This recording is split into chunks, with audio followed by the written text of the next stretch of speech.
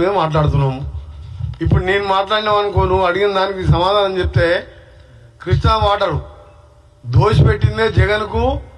ఇద్దరు కలిసి దోసుకొని డబ్బులలో కానీ దాంట్లో కానీ ప్రగతి భవన్లు తీసుకొచ్చి ఆయనకు భోజనాలు పెట్టి 88,000 క్యూసెక్లకు పెంచి పాలమూరుని ఎండబెట్టి కాళేశ్వరం కన్నా ముందు పాలమూరుకు శంకుస్థాపన చేస్తావు. పాలమూరు పుణ్యమాని 10,000తో ఎంపీ గెలిచి నీ బతుకు ఆడి నుంచి స్టార్ట్. లేకపోతే పోయి జీతం ఉంటుండే, వ్యవసాయం చేసుకుంటూ 4 ఎకరాలు ఉండే, తర్వాత 600 ఎకరాలు ఉన్నాడు ఫామ్ హౌస్. అటువంటి పాలమూరుని మర్చిపోయి కమిషన్లు వస్తానికి లిఫ్ట్ మీద లిఫ్ట్ ఎవరన్నా పైన 9 దగ్గర కడితే గ్రావిటీతో కిందకి వస్తాయి. పొరపాటు మూడోసారికి ఇట్లా అయ్యి ఉంటే పోలవరం కింద మూడు ఇంకో బ్యారేజీలు కట్టి 3 లిఫ్ట్ పెడుతున్నాడు, మళ్ళీ 5 లక్షలు అప్పు చేసి. ఎవడే తెలివిన ఇంజనీరు పైన ఉన్న దాన్ని 140 కాకుండా 150 తగ్గించుకోవాలనే గ్రావిటీ తీసుకుంటే దాని 1,10,000 ఎకరానికి కరెంట్ బిల్ వస్తుంది. మొత్తం మెయింటెనెన్స్ 1,00,000 ఒక ఎకరం మీద రైతుకి ఎంత మిగులుతుంది చెప్పండి? ఏ బుద్ధి ఉన్నాడని చేస్తారా? ఏ బుద్ధి ఉన్నా ముఖ్యమంత్రి నేనే చీఫ్ ఇంజనీర్ని, నేనే సీఎంని, నేనే అప్పుడు చెప్పింది కదా, ఇప్పుడు ఎందుకు చెప్తాడు మరి?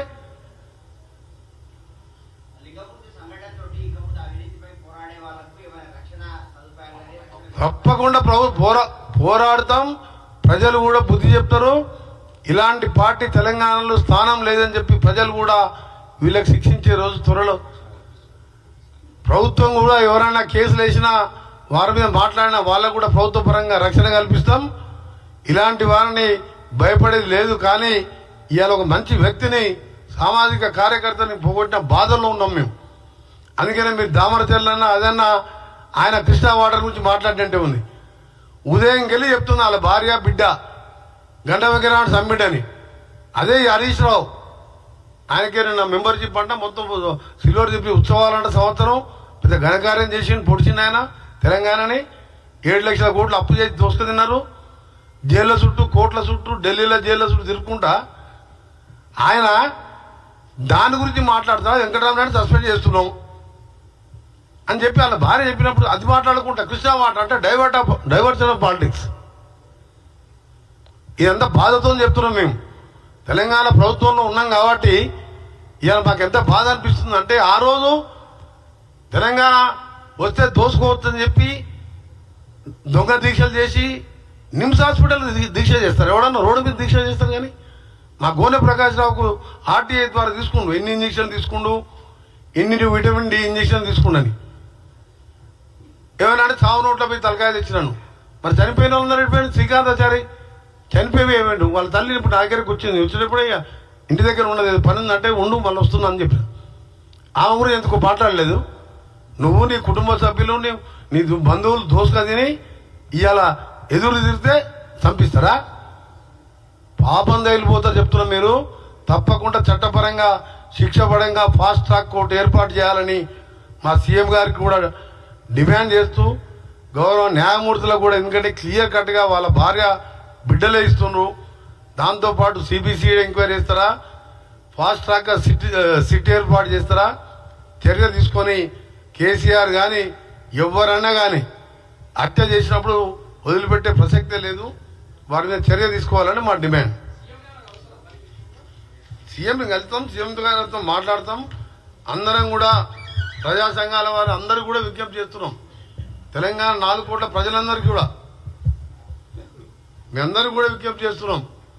వామన్ రావుని ఆ రోజు అంత ఓపెన్గా కనీసం అలిగేషన్ వచ్చినప్పుడు ఓటుకైనా ఎమ్మెల్యే టికెట్ ఇస్తారా?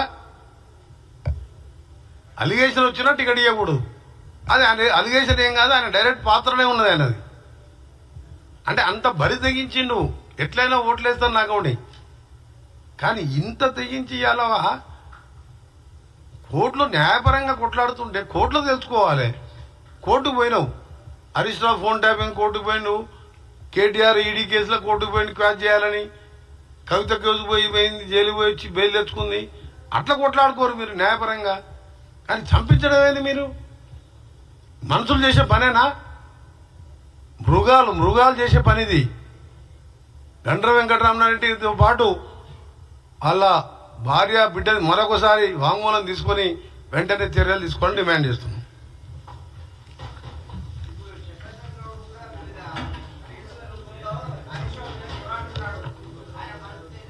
చక్రధర్ గారి కూడా చక్రధర్ గౌడ్ అయినా సరే ఇంకెవరు వచ్చినా తప్పకుండా మేము రక్షణ కల్పిస్తాం.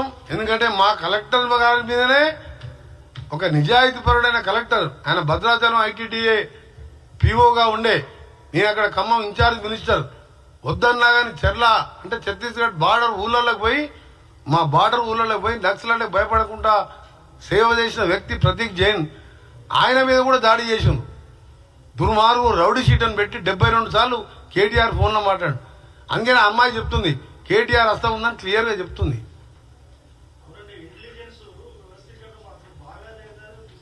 ఇంటెలిజెన్స్ కాదు సామాజిక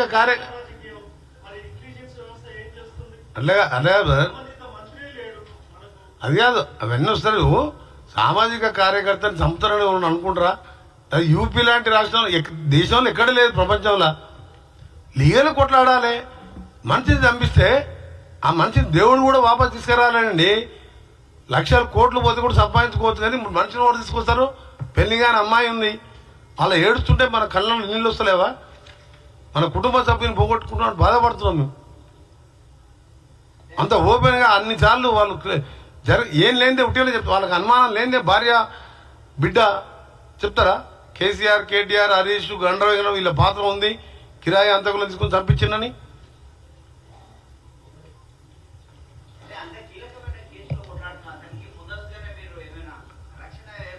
అంటే వీళ్ళిద్ద కోర్టులో మేము లీగల్గా కవిత, కేటీఆర్, హరీష్ రావు లీగల్గా కొట్లాడుతున్నాం. కేసీఆర్ కూడా కోర్టుకు పోయింది దీని మీద. ఆయన కూడా అప్పీల్ చేసుకున్నాడు, క్యాష్ చేయాలని, స్టే చేయాలని, ఎంక్వైరీ చేయొద్దని. అట్లా కొట్లాడుతున్నాను అనుకున్నాను. ఇంత రాక్షసంగా ప్రవర్తిస్తారని మాకు తెలుసుంటే తప్పకుండా ఇక ముందు ఇలాంటి వారికి గుర్తించి వాళ్ళని కూడా అప్రోచ్ కమ్మంటున్నాం. మా దృష్టికి వచ్చిన వాళ్ళు మాకు అప్లికేషన్ పెట్టినా ఇంటెలిజెన్స్ వాళ్ళతో ఎంక్వైరీ చేయించి వాళ్ళకు రక్షణ కల్పిస్తాం. మా ముఖ్యమంత్రి గారు దాని మీద స్ట్రిక్ట్గా ఉన్నాడు. ఆయన ఫస్ట్